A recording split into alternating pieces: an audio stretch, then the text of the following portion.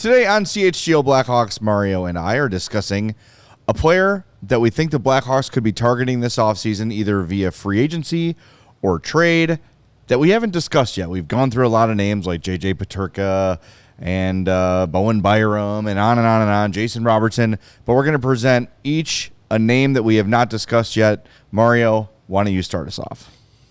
I have a free agent that I think the Blackhawks might fit what they're trying to do. It's not a guy that's young. It's not a guy that fits the timeline. It's Pat Maroon. But it is someone that is still serviceable. Okay. Has been around the NHL for a very long time and is not just going to be someone that's going to be in the way for young guys. It's going to be someone that's going to be in that room, one more leadership voice, one more guy that you can put in the lineup and trust. And I think you're gonna find a guy that is motivated to and probably energized by being around some young energy. Claud Drew. Ooh. Now I know he just got a taste again of the postseason with the Senators, but things don't seem like they're going to work out for him in Ottawa to stick around. Nothing works out for anyone in Ottawa. He's 37 years old. He'll turn 38 midseason. But he had 50 points last year. He's still very serviceable. He's a guy that's been, played in the Cup final. He's been in the postseason a number of times. He's one of those long-term vets that you look at and okay, he knows exactly what it means to be in the NHL. He's a guy that you add to the forwards group and you say, yeah, third line, maybe even second line in a pinch, you could do that.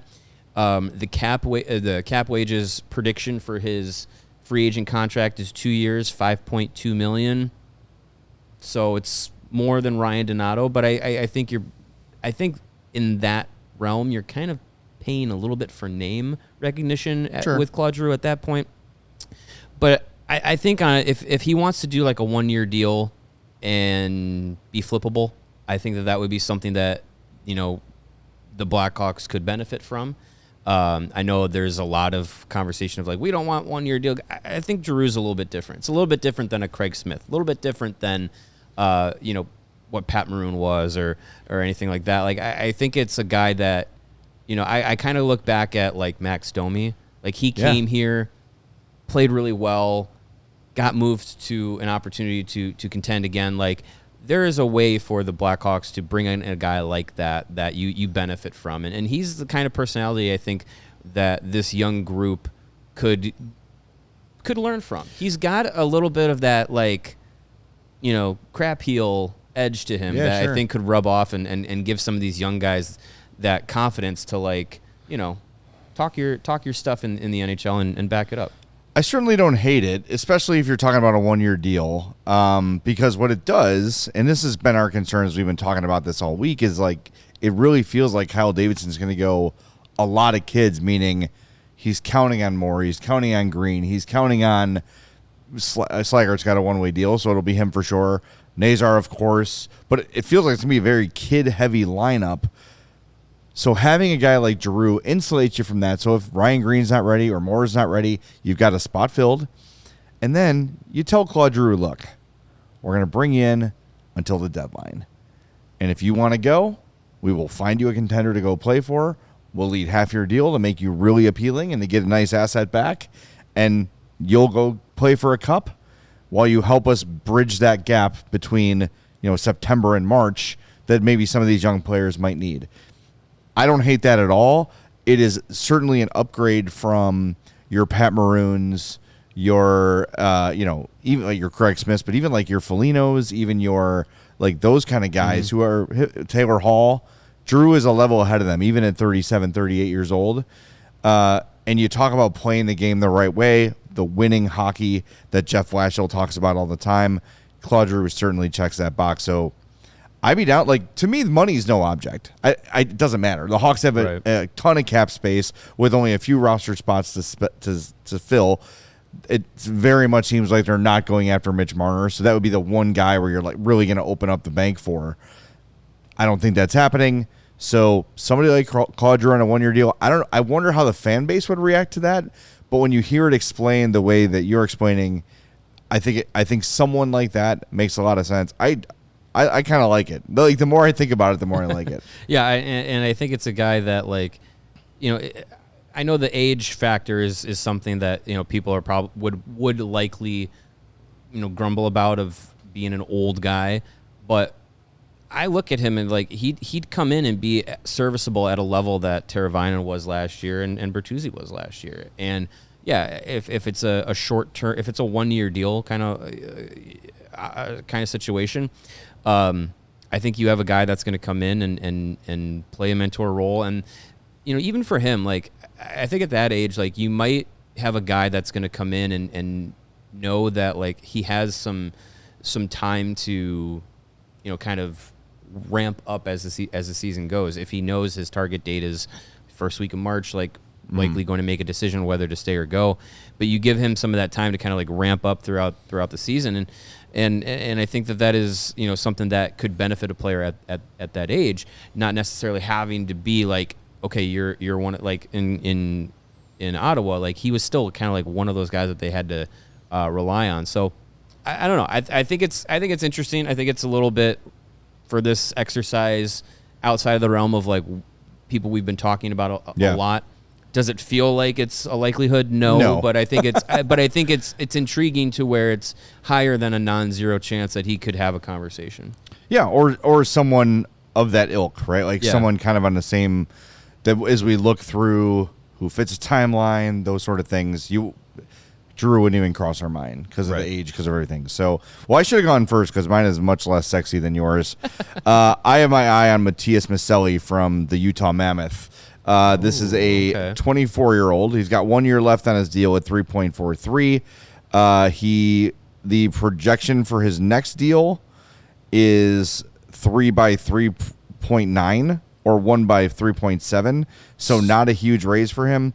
Here's why he's intriguing. I already said 24 years old. 2 years ago, he had with the Coyotes 57 points. The year before that, he had 49 points in 64 games. Last year, big drop-off, 18 points in 55 games last year. He was often scratched. He's not huge, 5'11", 180, another small, kind of fast kind of guy. Sure. Played right wing 66% of the time, left wing 34% of the time. Still can play either side. Mm-hmm. I would say, is this Utah's Philip Kurashev? Maybe, however... With Kurashev, you have 1 good year sandwiched by 2 meh years, whereas Melli has 2 good years and now a down year last year. Mm-hmm. Maybe a change of scenery helps him. Maybe a better opportunity helps him.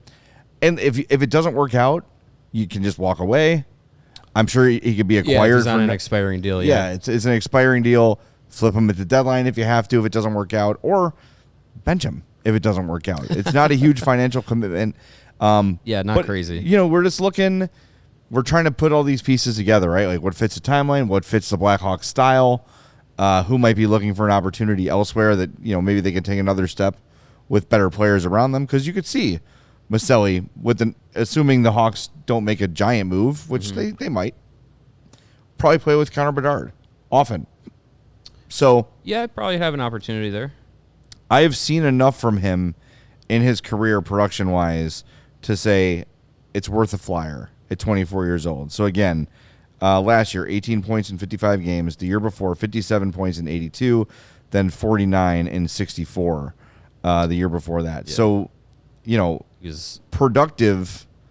I will say, too, last year in Utah, his minutes went way down. He played 15-41 in 22-23, 16-14 in 23-24, and then last year, 13-44. So, as more prospects from Utah joined the Utah Hockey Club, he got pushed down the lineup a little bit. The opportunity went away, so the production went down significantly. It's not just because of that, but it's a guy who might have a little something to prove in a contract year that fits the timeline, fits the mold of what Kyle Davidson likes in a player. So mid to late round pick for a flyer on Matias Melli. Maybe he hits 50 points for you. You could live with that. Heck, I mean, you could flip-flop guys.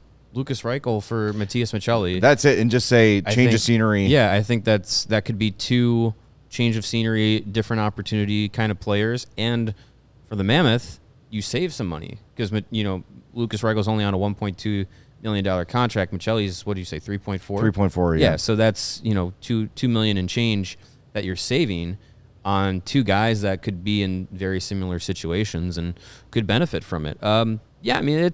That's an interesting point. I do like that idea.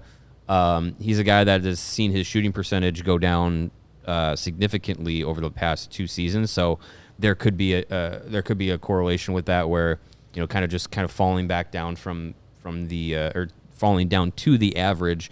He had 18% shooting percentage his rookie year, 11.4 2 seasons ago, and then last year 9.3. So I mean that's part of it. It's kind of the conversation that we might have about Ryan Donato Yes.